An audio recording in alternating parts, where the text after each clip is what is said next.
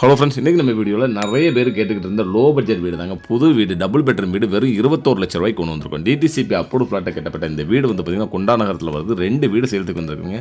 அடுத்தடுத்து இருக்குது. அண்ணன் தம்பி இல்லை அக்கா தங்கச்சி இந்த மாதிரி இருக்குன்னா 2 வீடையுமே நீங்கள் எடுத்துக்கலாங்க. 2 பெட்ரூம் கொண்ட இந்த வீடு வந்திருக்குன்னா 2மே அட்டாச் பாத்ரூமோட வந்திருக்குது.